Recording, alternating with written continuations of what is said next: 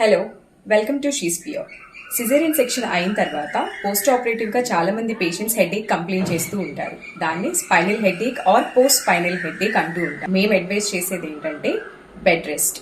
Flat గా పడుకోవడం వల్ల సిమ్టమ్ ఇంప్రూవ్ అవుతుంది. యూజువల్ గా హెడేక్ కూర్చున్నప్పుడు నిలబడినప్పుడు ఎక్కువగా అనిపిస్తుంది. సో ఫ్లాట్ గా పడుకోవాలి. రెండోది వెల్ హైడ్రేటెడ్ గా ఉండాలి. ఎక్కువ అమౌంట్ ఆఫ్ వాటర్ కన్స్యూమ్ చేయాలి. లైక్ కోకోనట్ వాటర్ కానీ, ఓఆర్ఎస్ కానీ, వాటర్ కానీ ఎక్కువ హైడ్రేటెడ్ గా ఉండాలి. దానివల్ల కూడా సిమ్టమ్ ఇంప్రూవ్ అవుతుంది.